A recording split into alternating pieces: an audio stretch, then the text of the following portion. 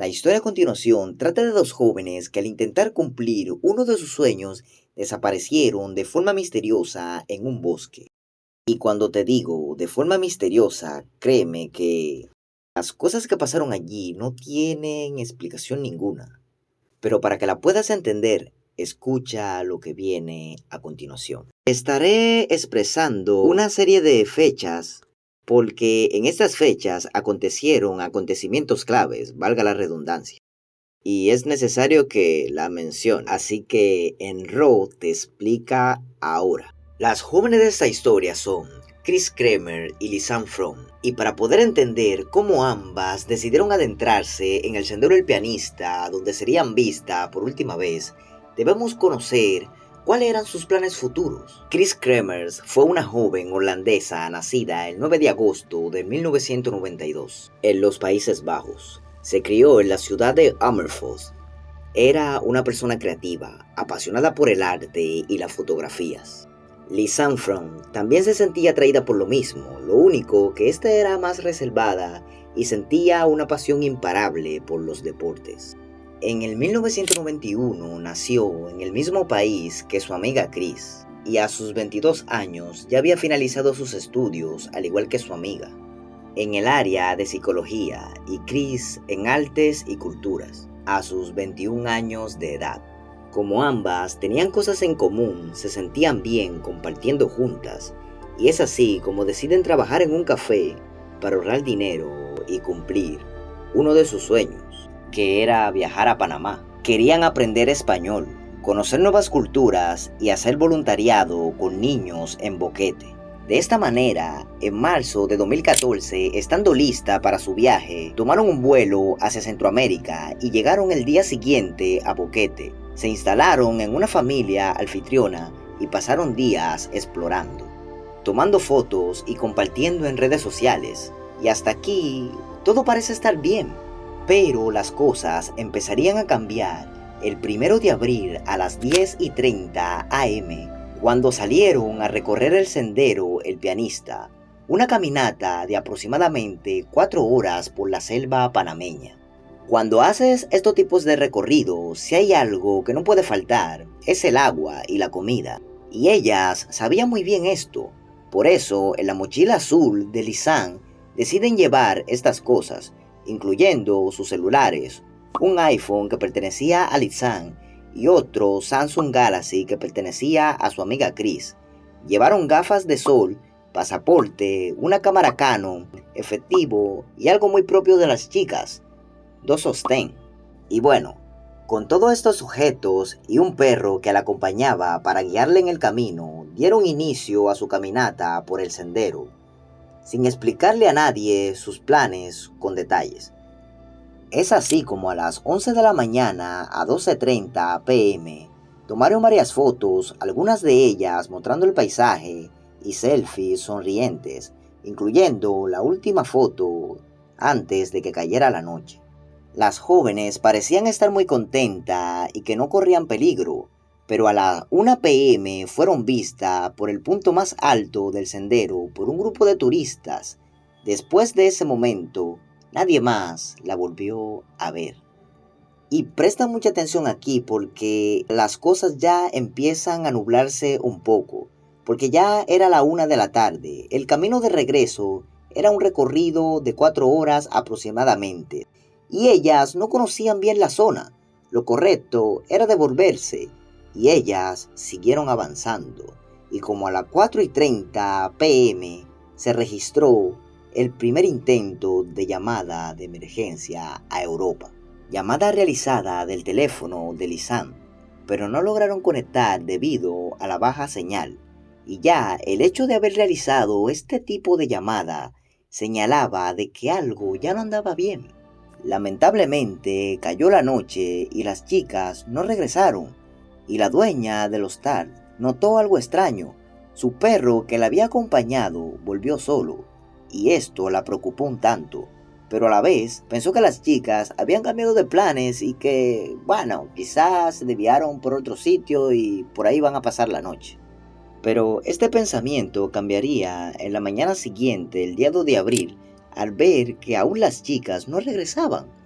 Y contactó a la escuela de España donde estudiaban y luego alertó a la policía y a otras personas locales sobre la desaparición de las chicas para iniciar la búsqueda en ese mismo día. Y a pesar de que así mismo se hizo, lamentablemente no encontraron nada. Pero el 3 de abril, el día siguiente, con la ayuda de la policía, equipo de rescate, voluntariados y perros rastreadores, se descubrió algo inquietante. Primero, a pesar del intenso operativo, no encontraron ningún rastro de Chris Kremers ni de Lisanne Fromm en los primeros días. Segundo, no había huellas, ropa ni objetos personales en el sendero, lo que resultaba muy extraño, ya que si se hubieran perdido, se esperaba encontrar algún indicio de su paradero, y los perros rastreadores no detectaron un rastro claro, lo que indicaba que las chicas podrían haber salido del sendero o que su rastro habían sido borrados, factor que le daba más misterio a su desaparición. A pesar de los esfuerzos en la búsqueda, las pistas eran muy pocas y en busca de algo diferente se usaron helicópteros para sobrevolar la zona, pero esto tampoco aportó nada.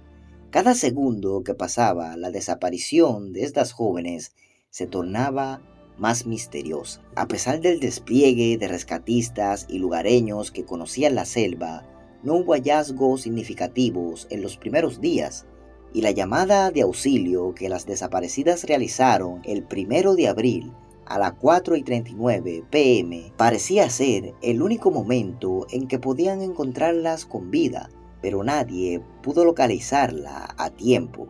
Lo más curioso de este caso es que todo esto que te he explicado hasta el momento sucedió el 3 de abril, y en este mismo día las chicas siguieron llamando hasta el 4 de abril, que el iPhone de Lisanne se apaga por falta de batería y nunca más se vuelve a encender. Pero el 5 de abril se registra un uso de un Samsung y este era el teléfono de Chris.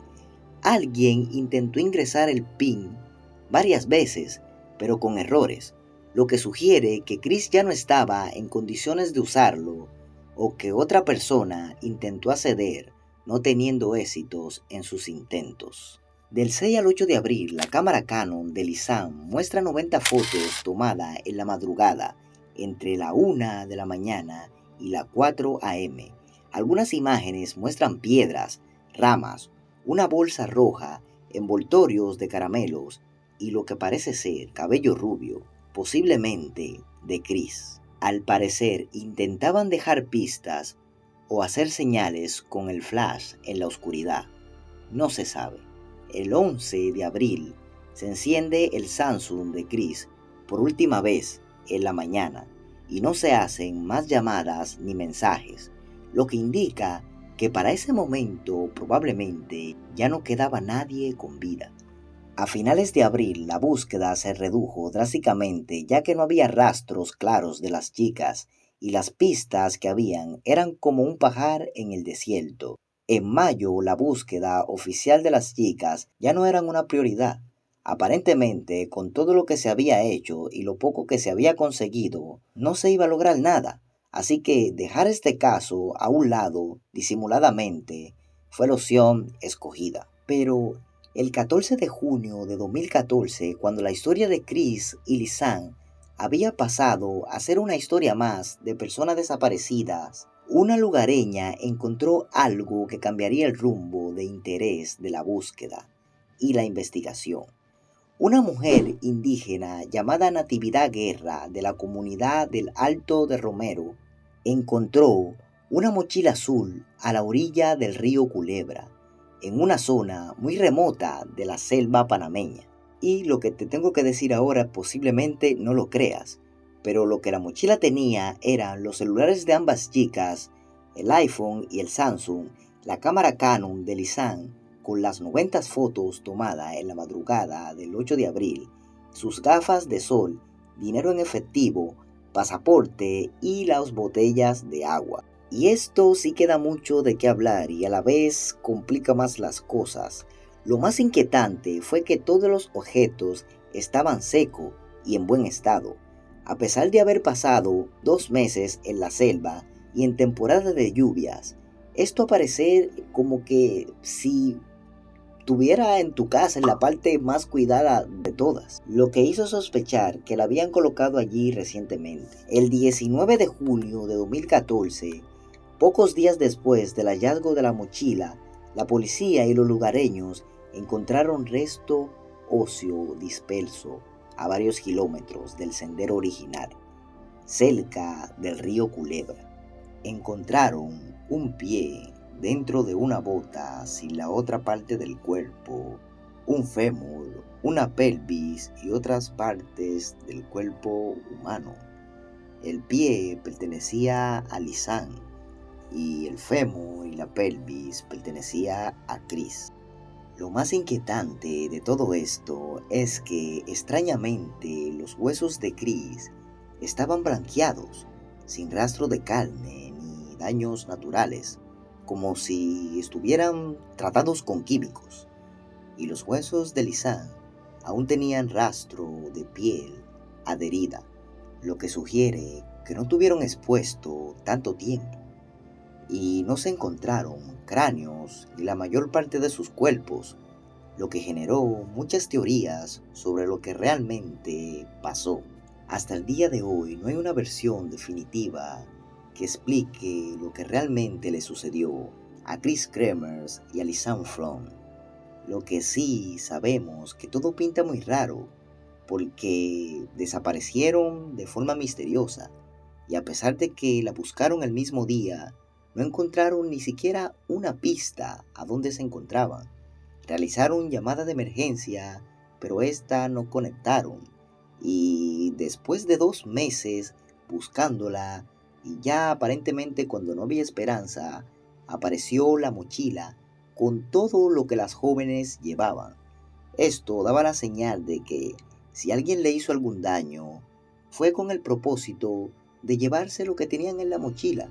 Pero la mochila apareció con las cámaras, las botellas de agua, los celulares de ambas chicas y con incluso el dinero. Entonces, esto como que no deja nada claro. Y encima de esto, cuando aparece sus cuerpos o lo que quedó de ella, aparecen tratados como con químicos algunos y bueno, en fin, sea lo que sea que haya sucedido allí, está entre el bosque y las chicas. Espero que esta historia te haya gustado y de ser así, regálame un like y hablamos en una próxima ocasión con un próximo video.